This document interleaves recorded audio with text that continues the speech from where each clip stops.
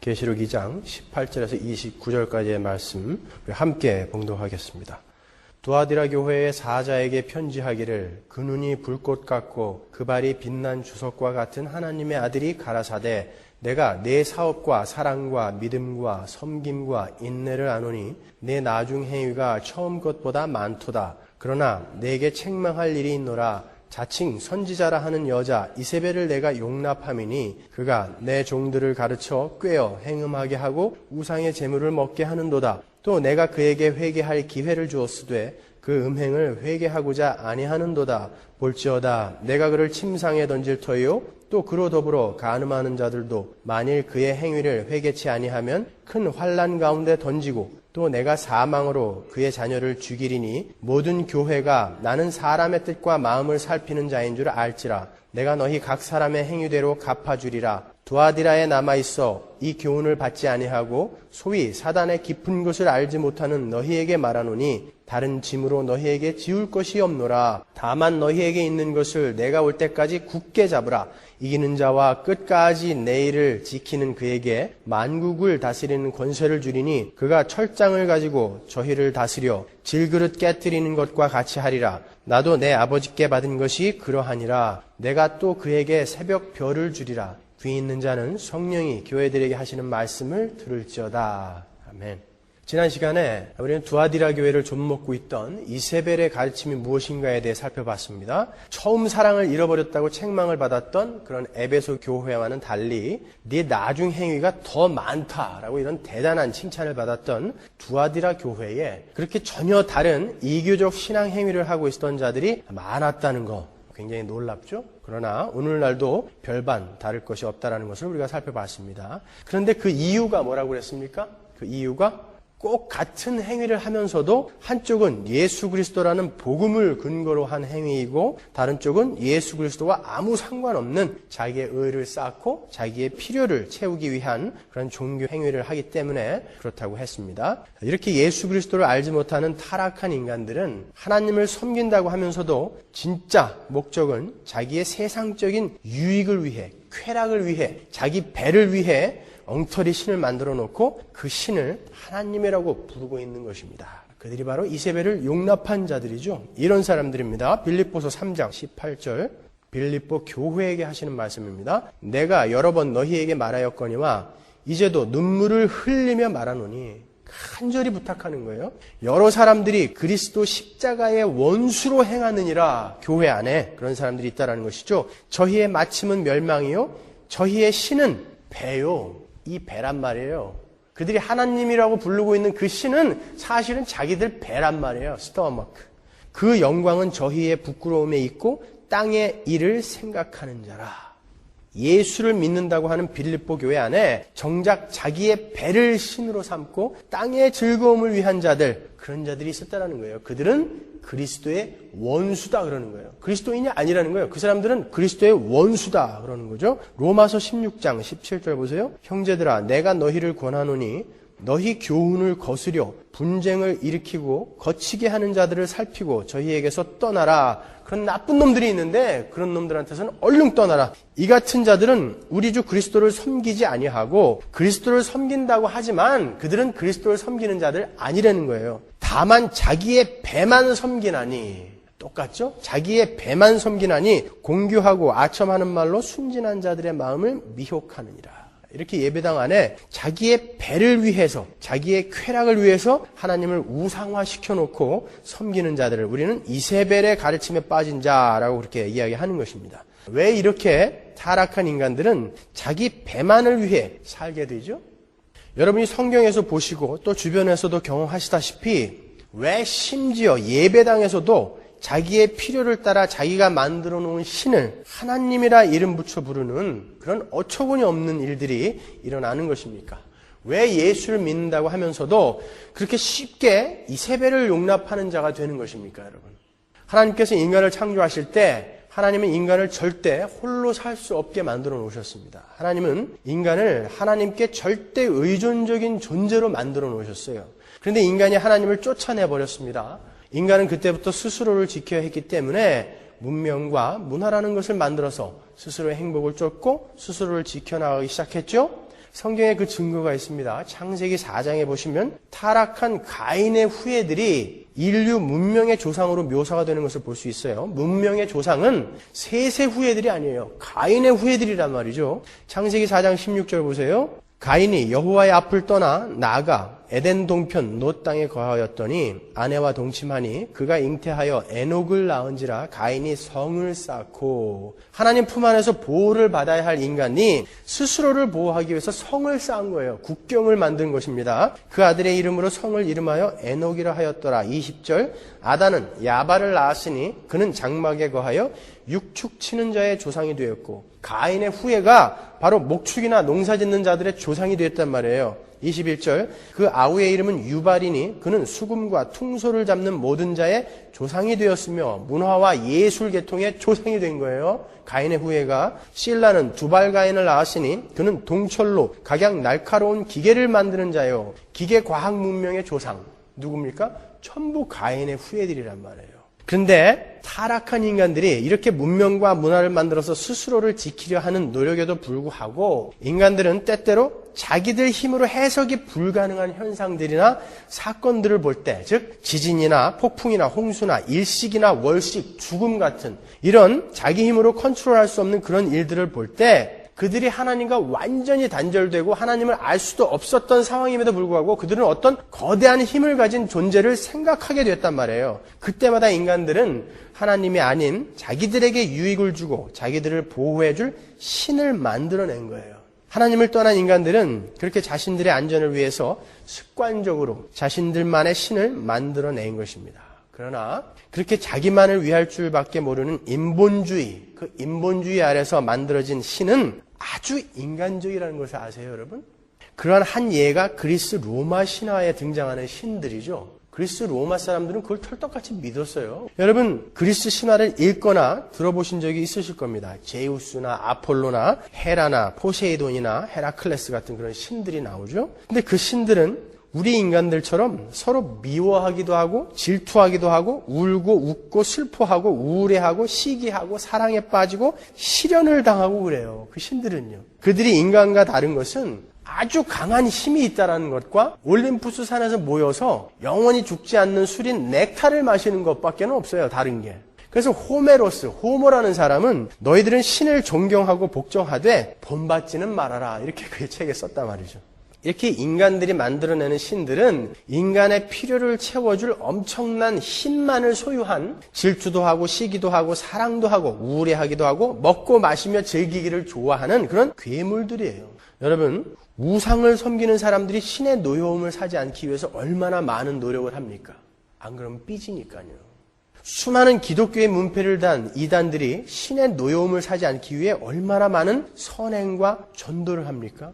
무당들은 자기들이 섬기는 신을 달래기 위해서 눈물겨운 치성을 드려요.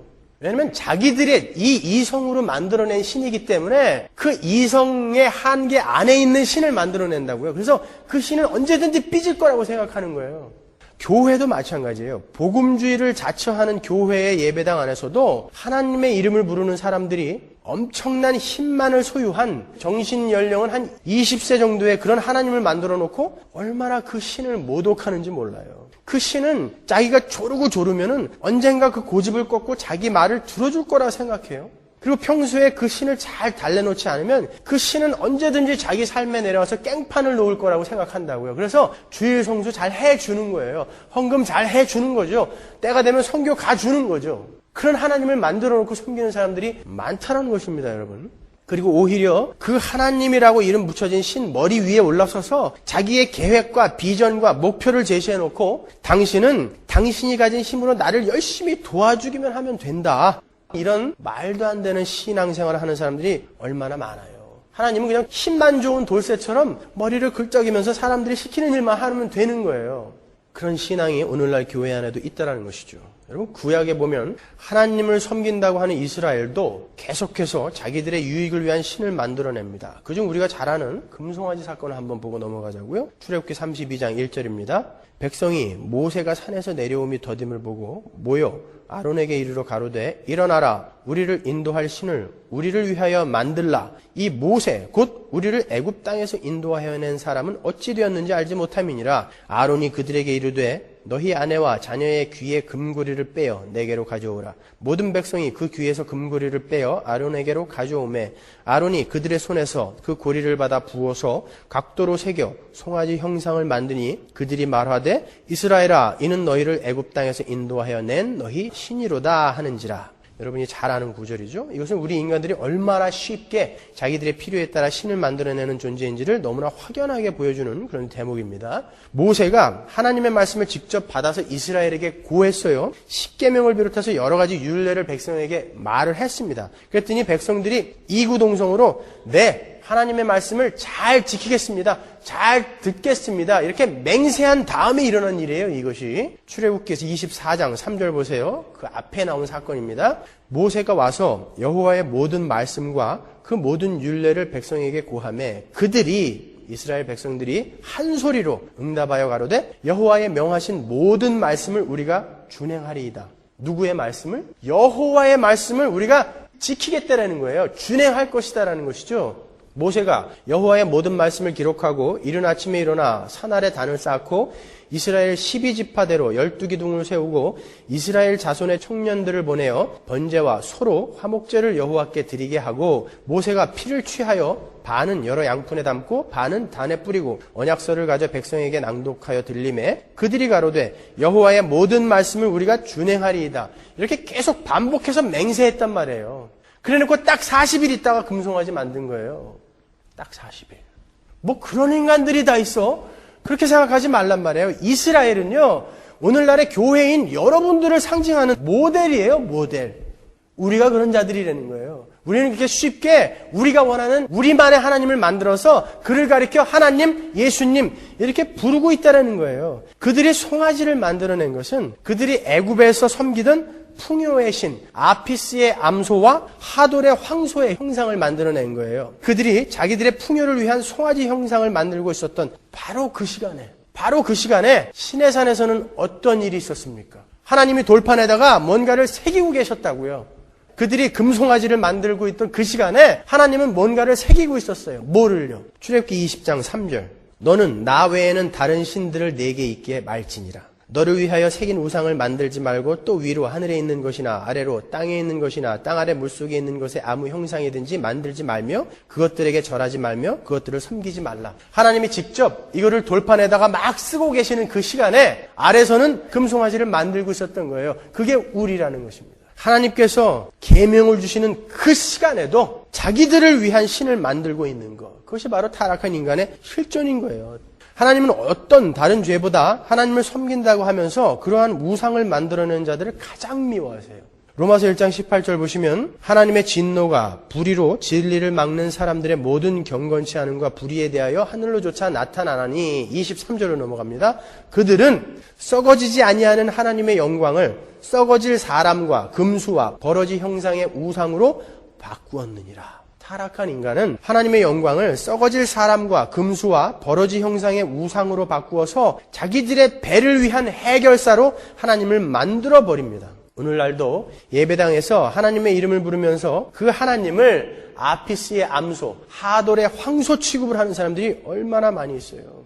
이름만 하나님이지 여전히 금송아지죠 뭐. 이름만 예수님이지 여전히 금송아지예요. 분명 하나님은 우리의 필요를 채우세요. 모든 필요를 채운다고 약속까지 하셨어요. 빌립보서 4장 19절 보세요. 나의 하나님이 그리스도 예수 안에서 영광 가운데 그 풍성한 대로 너희 모든 쓸 것을 채우시리라. 표준 세번역으로 보세요.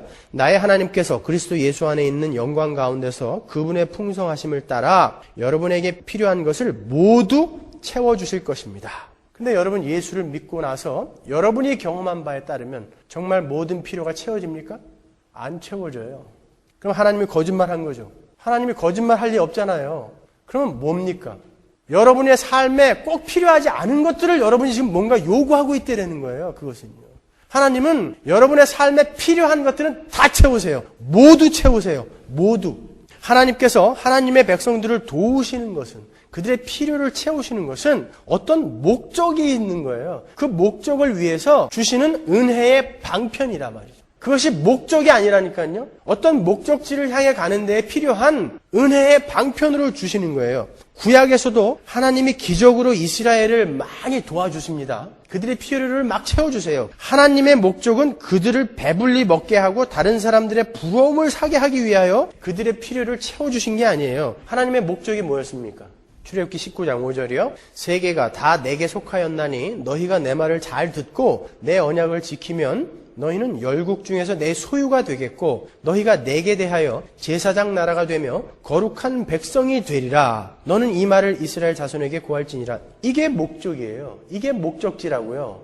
하나님은 온 열방에 하나님이 어떠한 분이신가를 이스라엘 백성들의 삶을 통해서 알리고 싶으셨던 거예요. 하나님의 말을 잘 듣고 언약을 잘 지키며 하나님으로부터 보호를 받는 그 모습을 통해서 하나님을 알리고 싶으셨던 거죠. 하나님을 의지하는 백성들의 삶이 얼마나 복된 삶인가를 이스라엘의 삶을 통해서 알려서 모든 민족들이 하나님께 돌아오게 만드시려는 목적이 있으셨던 거예요. 그것을 위해서 이스라엘의 모든 편의를 제공하고 그들을 보호하셨던 거죠. 그런데 이스라엘은 그 은혜의 방편을 목적으로 삼기 시작한 거예요. 그리고 하나님을 그러한 것을 채워주는 그냥 잡신으로밖에 여기지 않았던 것입니다. 그들은 그게 여호와든 금송아지든 I don't care. 나의 필요만 채워주면 되는 거예요. 그러니까 분명히 40일 전에 나는 여호와만을 섬기겠다 해놓고 40일 후에 자기들의 필요를 채워줄 금송아지를 만들어낼 수 있었던 것입니다. 오늘날도 똑같은 일이 예배당에서 벌어집니다. 하나님의 궁극적인 목적은 예수 그리스도 안에 있는 하나님의 자녀들을 통해서 하늘에 있는 것이나 땅에 있는 것이나 그 모든 것들을 예수 그리스도를 머리로 하여 재통일하는 것. 그것이 하나님의 목적이에요. 목적지까지 가는 그 길에서 하나님의 자녀들의 필요를 채우시는 것입니다, 여러분. 왜요? 목적지까지 가는데 굶어 죽으면 안 되니까, 벌거벗고 가면 안 되니까 거기에 필요한 것만 채우시는 거예요. 그 필요한 것만 채우시는 거예요. 그런데 목적지와는 아무 상관없이 그저 자기들의 필요에만 관심을 갖는 것. 그것이 어찌 바른 순례자겠습니까, 여러분? 우리는 아무데나 발길 닿는 대로 가는 순례자들이 아니에요. 우리는 정확한 목표 지점이 있는 그 목적지를 향해서 가는 순례자란 말이에요. 여러분, 한국에 국토순례라는 게 있죠. 국토대장정. 대학생들이 가끔 조국 통일을 기원하면서 국토의 최남단인 마라도에서 판문점까지 걸어서 보도로 국토 순례를 합니다. 목적지는 판문점이에요. 그리고 그 순례의 목적은 통일 기원입니다. 목적과 목적지가 분명해요. 그 20박 21일의 대장정 기간 동안에 숙박과 식사와 속옷과 신발 같은 것들이 본부로부터 공급이 된다고요. 그것은 그 대장정을 하기 위해서 필요한 최소한의 것들이에요. 사실 많이 불편해요. 저도 한번 해봤거든요. 그렇지만 목적이 있고 가야 할 목적지가 있기 때문에 조금 맛없는 식사라도 불평하는 사람 없어요. 잠자리가 불편해도 참아요. 그런데 그 대장정을 하는 사람 중에 난 그렇게는 못 가. 난 꼭 특급 호텔에서 자야 돼. 내 식사는 항상 갈비하고 스테이크가 있어야 돼. 내 운동화는 늘 나이키로 줘. 내 운동 반스는 늘 자니 벌사체로 사줘. 이렇게 본부에 요구하는 사람들이 있다니까요. 대장정하는 기간 동안에도. 그리고 TV 카메라가 오면은 그냥 머리에 기름 바르고 그거 쫓아다니느라고 말이죠. 자랑하려고. 나 이거 하고 있어요. 재수없죠. 교회 안에서 신앙생활을 그렇게 하는 사람들이 있다라는 거예요. 목적지와 목적하고는 아무 상관없어요. 그 가는 길에서, 순례의 길에서 뻐기고 싶어 하는 거예요. 그게 이세벨의 가르침에 빠진 자들입니다, 여러분. 다른 거 아니에요. 우리를 돌아보자 말이에요. 우리 그리스도인의 순례의 길에 필요한 것은 하나님께서 다 공급하세요. 성경에서 말씀하신 것처럼 다 공급하세요. 우리는 그 하늘 본부에서 공급되는 지급품이 조금 불편하고 조금 마음에 안 들어도 목적지를 향해 계속 걸어가야 되는 거예요. 나는 나이키 신발을 원했어요. 푹신하고 좋죠. 편안하죠. 그런데 본부에서 그 10분의 1 가격도 안 되는 나이카를 줬어요. 그래도 가는 거예요. 걸어갈 수 있으면 가는 거예요. 우리의 목적은 그까지 신발짝이 아니기 때문에 가는 거예요. 나이카 신고 가는 거예요. 왜 못 가요? 기독교는 그겁니다. 목적지와 목적을 향해서 달리는 게 기독교예요. 마태복음 6장 24절 보세요. 한 사람이 두 주인을 섬기지 못할 것이니 혹 이를 미워하며 저를 사랑하거나 혹 이를 중히 여기며 저를 경히 여김이라. 너희가 하나님과 재물을 겸하여 섬기지 못하느니라. 그러므로 내가 너희에게 이르노니 목숨을 위하여 무엇을 먹을까 무엇을 마실까 몸을 위하여 무엇을 입을까 염려하지 말라. 목숨이 음식보다 중하지 아니하며 몸이 의복보다 중하지 아니하냐. 공중의 새를 보라. 심지도 않고 거두지도 않고 창고에 모아들이지도 아니하되 너희 천부께서 기르시나니 너희는 이것들보다 귀하지 아니하냐. 너희 중에 누가 염려함으로 그 키를 한 자나 더할 수 있느냐? 또 너희가 어찌 의복을 위하여 염려하느냐? 들의 백합화가 어떻게 자라는가 생각하여 보라. 수고도 아니하고 길쌈도 아니하느니라. 그러나 내가 너희에게 말하노니 솔로몬의 모든 영광으로도 입은 것이 이 꽃 하나만 갖지 못하였느니라. 오늘 있다가 내일 아궁이에 던지우는 들풀도 하나님이 이렇게 입히시거든. 하물며 너희일까 보냐? 믿음이 적은 자들아. 그러므로 염려하여 이르기를 무엇을 먹을까 무엇을 마실까 무엇을 입을까 하지 말아라. 이는 다 이방인들이 구하는 것이라. 너희 천부께서 이 모든 것이 너희에게 있어야 할 줄을 아시느니라. 너희는 먼저 그의 나라와 그의 의를 구하라. 그리하면 이 모든 것을 너희에게 더하시리라. 이러므로 내일 일을 위하여 염려하지 말라. 내일 일은 내일이 염려할 것이요 한날 괴로움 그날에 족하니라. 순례길에 필요한 것은 모두 다 하나님께서 공급해 주십니다. 그런데 하나님을 믿는다고 하면서 이 땅의 순례길에서 필요한 것들만 졸라대는 그런 사람들을 가리켜 우리는 우상을 섬기는 자다 이렇게 이야기하는 거예요. 그들이 우상을 섬기는 자들입니다, 여러분. 그리고 그들을 가리켜 이세벨을 용납한 자 이렇게 이야기하는 거예요. 그러면 이제 여러분이 진짜 순례자인지 아니면 이세벨의 가르침에 빠진 가짜 순례자인지 확인할 수 있는 방법을 알려드리고 마치도록 하겠습니다. 첫 번째로 여러분은 여러분의 필요보다 하나님을 더 사랑하는가 확인해 보셔야 돼요. 우리가 그것을 확인하려면 항상 암송해야 할 구절이 있죠. 하박국 3장 17절. 비록 무화과 나무가 무성치 못하며 포도나무에 열매가 없으며 감람나무에 소출이 없으며 밭에 식물이 없으며 우리의 양이 없으며 외양간에 소가 없을지라도 나는 여호와를 인하여 즐거워하며 나의 구원의 하나님을 인하여 기뻐하리로다. 이것이 여러분의 삶에 인정이 되는지 확인해 보세요. 이 17절에 나온 무화과 나무, 포도나무의 열매, 감람나무의 소출, 밭의 식물, 우리의 양, 외양간의 소는 당시에 이스라엘 사람들이 살아갈 때, 일상생활을 할 때 필요한 최소한의 것들이었어요. 내가 삶을 살아가는 데 있어서 최소한의 것도 공급이 되어지지 않는다 할지라도 나는 하나님만으로 기뻐할 수 있고 만족할 수 있는 자입니다. 그 자들이 진짜 순례자예요. 두 번째로 여러분이 확인하셔야 할 것은 내가 하나님을 인격적으로 추구하고 있는가 확인해 보셔야 돼요. 하나님을 안 그 첫날부터 하나님의 백성들은 매일매일 그 하나님을 알고 싶어야 돼요. 그분으로부터 공급되는 그 어떤 것이 아니라 그 하나님을 추구하고 있는가, 그 하나님을 추구하는 소원과 갈망이 있는가 확인하셔야 됩니다. 아니면 가짜예요. 호세아 6장 1절 보세요. 오라 우리가 여호와께로 돌아가자. 여호와께서 우리를 찢으셨으나 도로 낮게 하실 것이요 우리를 치셨으나 싸매어 주실 것입니다. 3절 이러므로 우리가 여호와를 알자. 힘써 여호와를 알자. 그의 나오심은 새벽빛같이 일정하니 비와 같이 땅을 적시는 늦은 비와 같이 우리에게 임하시리라 하리라. 그러니까 하나님이 이렇게 말씀하십니다. 6절 나는 인애를 원하고 제사를 원치 아니하며 번제보다 하나님을 아는 것을 원하노라. 하나님이 이렇게 말씀하셨어요. 베드로후서 3장 17절 그러므로 사랑하는 자들아 너희가 이것을 미리 알았은즉 무법한 자들의 미혹에 이끌려 너희 굳센 데서 떨어질까 삼가라. 오직 우리 주 곧 구주 예수 그리스도의 은혜와 저를 아는 지식에서 자라가라. 오직 영광이 이제와 영원한 날까지 저에게 있을지어다.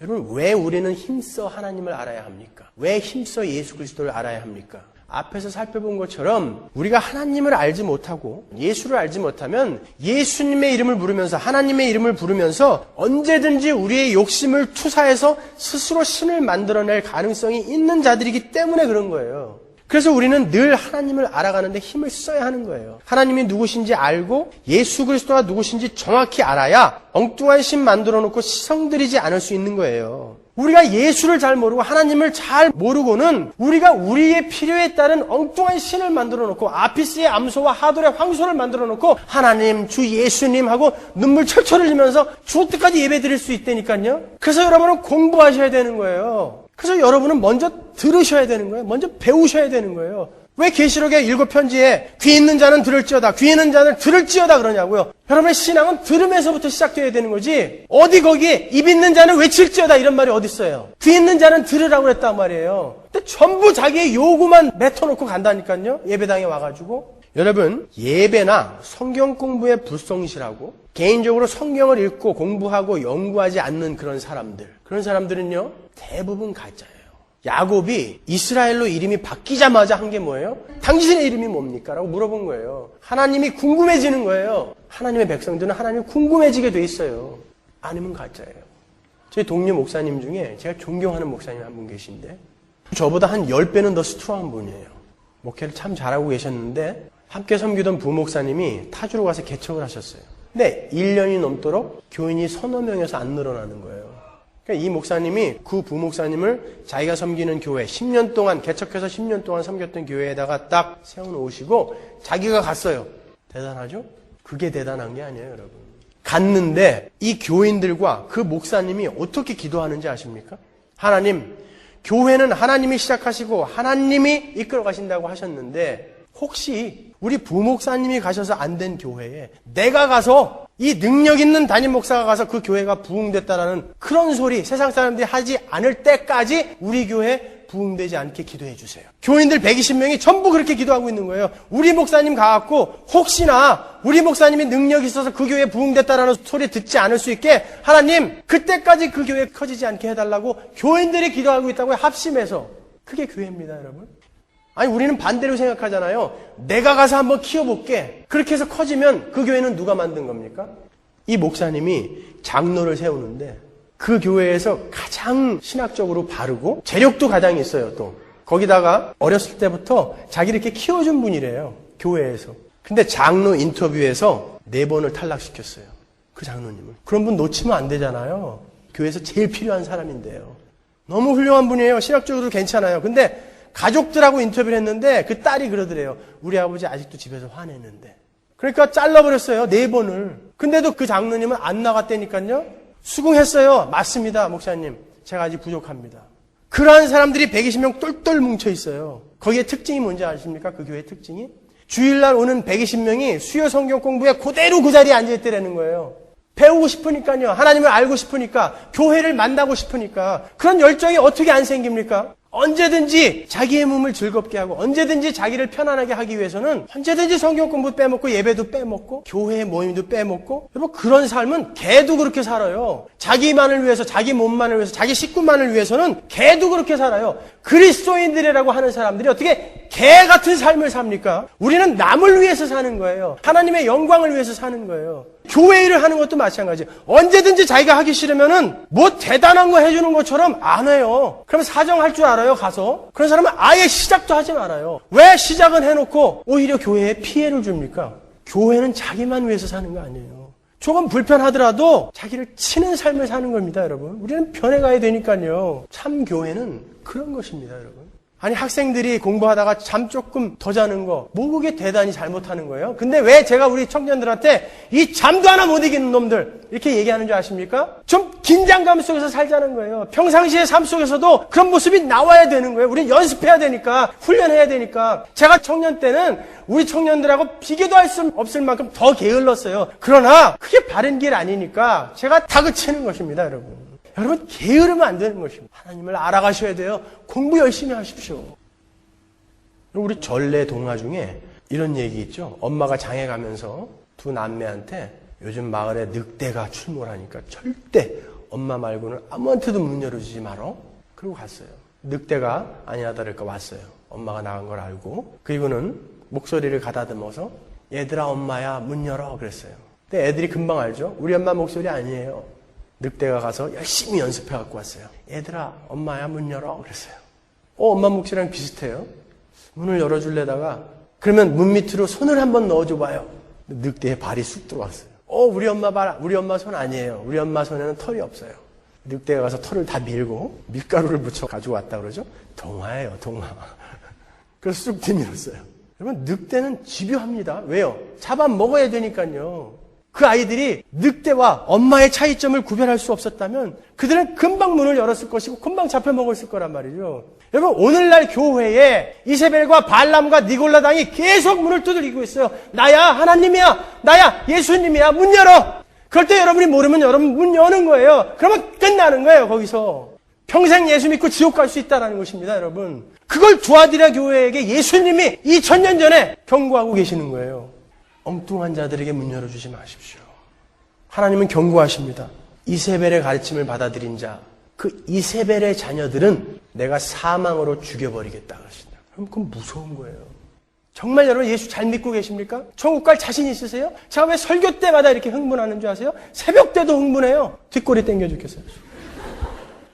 언젠가 천국에 올라갔을 때 내가 사랑하는 집사님, 내가 사랑하는 우리 청년들이 거기서 불타고 있으면 어떡할 거예요? 아니 내가 그렇게 얘기했는데 왜 거기가 있어? 내가 매주 그렇게 뒷골이 땡겨가면서 외쳤는데 왜 거기가 있어? 이런 슬픈 해우를 하게 될까 봐 그러는 겁니다, 여러분. 문 열어주지 않을 수 있는 실력을 키우세요. 이세벨에게 문 열어주지 않을 수 있는 힘을 키우세요. 예수 믿는 건 그런 거 아닙니다. 오늘 기독교는 총체적으로 잘못 가고 있는 거예요.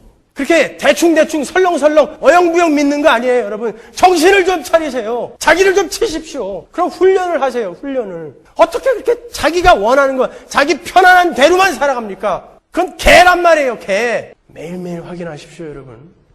예수님께서는 오늘 본문에서 거짓 가르치면 그 이세벨의 가르침을 받아들인 이세벨의 자녀들을 사망으로 죽여버리겠다라고 경고하세요. 사망으로 죽여버리겠다. 여러분, 어느 날 a bed of suffering, 그 고통의 침대, 환난의 침대, 심판의 침대에 내 던져지지 마시고 지금 회개하십시오. 회개할 기회를 주시는 거예요, 지금요. 회개하십시오. 그리고 돌아오세요. 그 엉터리 이세벨의 가르치면 아피스의 암소, 하돌의 황소 같은 그 엉터리 기독교에서 이제 돌아서서 참 예수를 믿는 참 기독교로 돌아오십시오. 그게 우리가 살 길입니다. 기도하겠습니다.